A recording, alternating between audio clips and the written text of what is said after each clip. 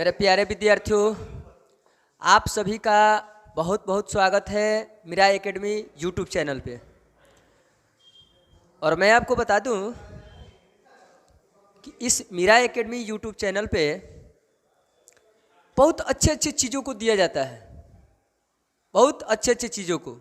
बशर्ते अगर आप थोड़ी सी एकाग्रता चित हो करके अगर इस चीज़ों को देखें तो।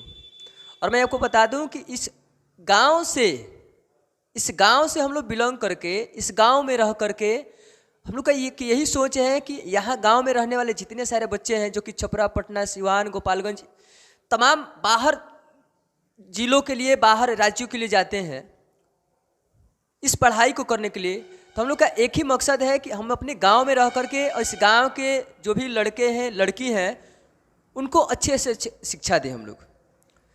मैं आपसे यही चाहता हूँ कि अगर आप अच्छा से अच्छा कुछ करना चाहते हैं तो आप मीरा एकेडमी इस यूट्यूब चैनल को सब्सक्राइब करें, ज्वाइन करें, लाइक करें और कमेंट करना ना भूलें। मैं आपको बता दूं कि इस पिछले वीडियो में मैं आपको बताया था क्रिस्टलीय ठोस का वर्गीकरण। इसमें मैं आपको बताया था कि क्रिस्टलीय ठोस के 4 तरह से वर्गीकरण होते हैं: आणविक ठोस, आयनिक ठोस, धात्विक ठोस और सहसंयोजक ठोस। उसके बाद हम आपको बताए भी थे कि आणविक ठोस क्या चीज़ होते हैं, उसका एग्जाम्पल्स क्या होते हैं, ये सारा चीज़ हम आपको बताए थे। और आज फिर मैं आपको बताऊंगा कि आयनिक ठोस क्या होता है। तो आयनिक ठोस को हम लोग अंग्रेजी में आयनिक सॉलिड्स बोलते हैं, ठीक है ना। तो सबसे पहले हम जानेंगे कि आयनिक ठोस होता क्या है। देखिए, केमिस्ट्री में कुछ भी नहीं है, बड़े बड़े प्यार से ये चीज़ आ जाता है। और एक कहा जाए कि इंसान अगर हिम्मत कर ले कि हमको कुछ करना है तो कुछ हो सकता है, और किसी भी चीज़ को करने के लिए कुछ हौसले बुलंद रखना पड़ता है। ऐसे अगर केवल हम फॉर्मेलिटी निभाए तो कुछ नहीं होने वाला है। तो सबसे पहले यहाँ पे जानेंगे कि आयनिक ठोस क्या होता है। यह क्रिस्टलीय ठोसों का दूसरा प्रकार है। क्रिस्टलीय जो ठोस होते हैं तो क्रिस्टलीय ठोस का दूसरा प्रकार है, ठीक है ना। यानी कि वे क्रिस्टलीय ठोस जिनमें अवयवी कण आयन होते हैं। अब यहाँ पे बता रहा है कि वे क्रिस्टलीय ठोस जिनके अवयवी कण आयन होते हैं। और आयन 2 चीज़ों से होते हैं, एक आपका प्लस होता है और दूसरा आपका माइनस होता है। मतलब कि एक आपका धनायन होता है और दूसरा ऋण आयन होता है। उन्हें आयनिक ठोस कहते हैं।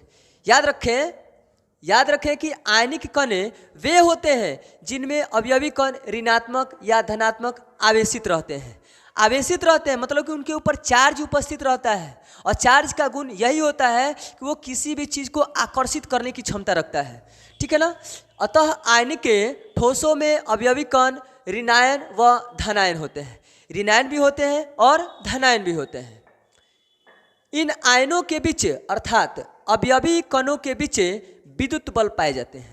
यानी कि आयनिक ठोस के अंतर्गत जो भी आयन होते हैं उन आयन के बीच में आपका विद्युत बल पाए जाते हैं। अर्थात इन अवयवी कण ऋणायन व धनायन के बीच आकर्षण विद्युत बल पाया जाता है। जैसे सोडियम क्लोराइड, तो सोडियम क्लोराइड का संकेत होता है NaCl। NaCl में 2 प्रकार के आयन पाए जाते हैं। इसमें Na धनायन यानी कि Na के ऊपर प्लस आयन होता है, तथा Cl माइनस यानी कि Cl के ऊपर माइनस आयन रहता है। अतः NaCl को आयनिक ठोस के वर्ग में रखा जाता है। जैसे कि हम आपको बता दें कि इस एग्जाम्पल के तहत आप अच्छे तरह से समझ पा रहे होंगे कि यहाँ पे जो ग्रीन कलर का दिखाई दे रहा है, ये ग्रीन कलर का आपका Cl है, और ये जो आपका ये जो बैगनी कलर का दिखाई देता है ये आपका Na है। तो ये दोनों के दोनों जो है एक दूसरे से अलग अलग आयन के अंतर्गत बंधे हुए हैं। यानी कि एक प्लस और दूसरा माइनस, जब ये दोनों आपस में एक दूसरे से बंधे हुए हैं आकर्षण बल या विद्युत बल के माध्यम से, तो ये एक में धनायन होता है और दूसरा ऋणायन होता है। कंडीशन कभी कभी ये भी हो जाता है कि अगर दोनों को दोनों प्लस हो जाता है तो ये जो है प्रतिकर्षण होता है, मतलब एक दूसरे से दूर हट जाते हैं। अगर दोनों के दोनों माइनस हो जाते हैं तो भी प्रतिकर्षण हो जाता है, एक दूसरे से दूर हट जाते हैं।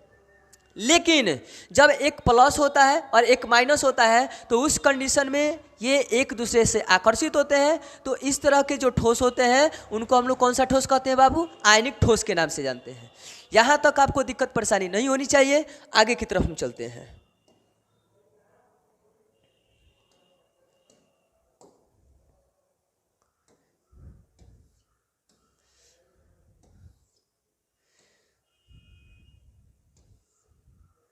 और मैं आगे आपको बताऊं कि आयनिक ठोस के गुण क्या क्या होते हैं।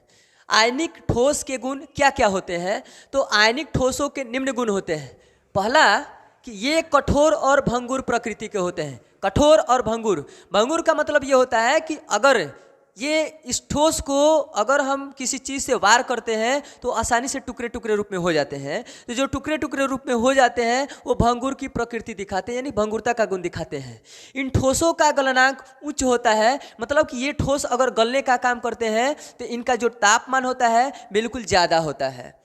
ये ठोस अवस्था में ये विद्युत के अच्छे चालक नहीं होते हैं। जैसे हम आपका एग्जाम्पल ले लेते हैं NaCl की, तो NaCl जब ठोस अवस्था में रहते हैं तो ये विद्युत का अच्छा चालन नहीं करते हैं, लेकिन पिघलने के बाद या द्रव अवस्था में विद्युत के अच्छे चालक की तरह व्यवहार करते हैं। NaCl को जब आप पानी में डाल दीजिएगा तो पानी में डालने के बाद ये होते क्या है, टूट जाते हैं और अपने अपने अपने आयन में टूट जाते हैं, मतलब कि एक प्लस और एक माइनस में टूट जाते हैं, जिसके फलस्वरूप ये धारा का प्रवाह आसानी से करना शुरू कर देते हैं।